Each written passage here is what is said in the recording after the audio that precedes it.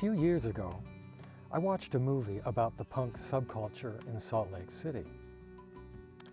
As a natural evolution of the hippie movement, punks are anti-establishment and possibly a tad angrier than their predecessors. At one point in the film, one of the main characters was viciously accused by the protagonist of not being a real punk, but posing as an establishment wannabe. She was branded a poser, a pretender, a fake. This word stuck in my mind, even though it came from an admittedly superficial source. The word rang true for our superficial human culture. We humans love to pose. Our media worships posers. Models pose to be admired. Actors pose as other characters. High-profile executives pose to motivate workers and to increase profit margins. Politicians pose to get elected.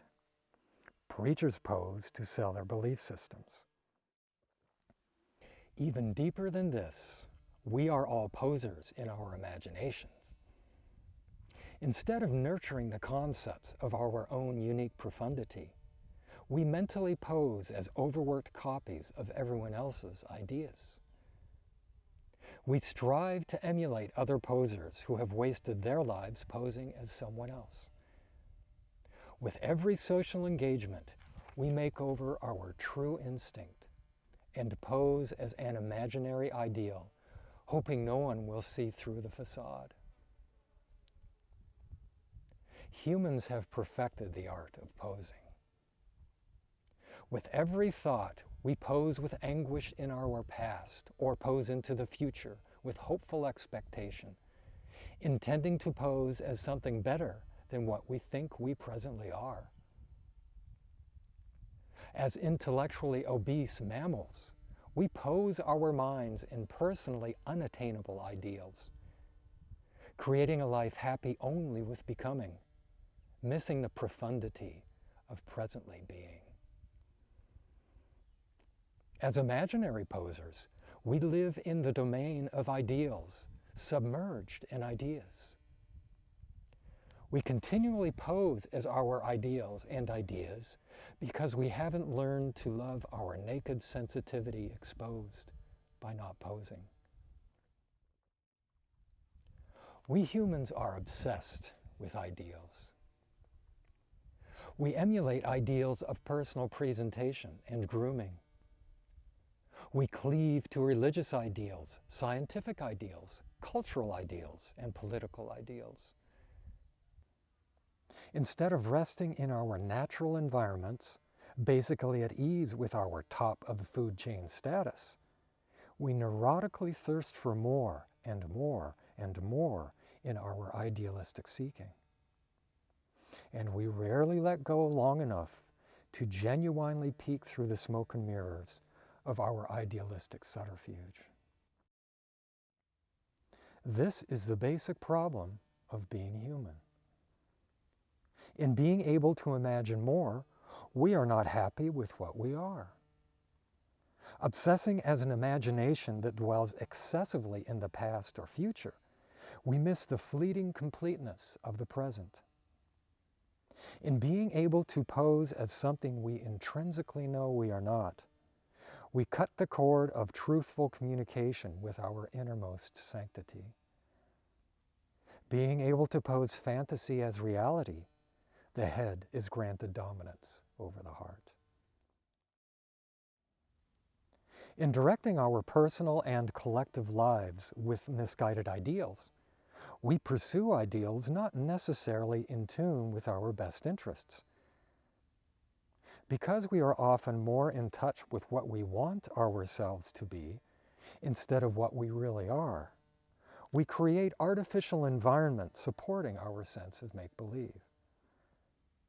In our technological bubble of make-believe, we create barriers of denial to protect us from the feedback of our degraded natural environment. As a result, we convince ourselves we live in the best country because it feeds our patriotic ideals, We believe we are a superior culture or race to satisfy our ideal of supremacy. We profess to adhere to the most sanctified spiritual tradition to protect our ideal of ultimate survival. We deny our technological intrusion rapidly rapes the natural world, coddling our idealistic self-image as an advanced species. In recognition of this peculiarly human affliction, anthropologists label this harmful obsession with ideals ideological pathology. Other animals also pose. Chameleons change color to elude predators. Cuttlefish instantly emulate any sea floor surrounding, both in texture and color, posing as whatever suits their present circumstance. Wild creatures embrace many kinds of camouflage, but their posing doesn't create a pathology that harms their own well-being. And their posing doesn't impose upon the well-being of their natural environment. You would think that with our special talent to imagine ideals and ideas, that we would use it to enhance our position in life. To some extent, this has happened. The advances in healthcare, food production, and communication, to cite just a few examples, have all benefited those it touches in endlessly unnamable ways. But because our idealization is not always in touch with our instinctual guidance, we all too often create superficial comforts at odds with our total well-being. Those of us lucky enough to live in relative middle-class opulence choose where to live, how to live, what to wear, what to eat, how to be entertained, and what to drive. Our choices are endless. If any of this is altered in any slight way, we often pout or get depressed.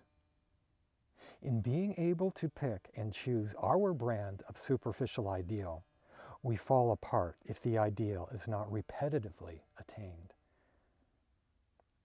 In idealizing the imaginary comforts of our mind, we are driving ourselves crazy with comfort. And superficial comfort quite often has little to do with the depth of cooperatively connected, transcendent instinct.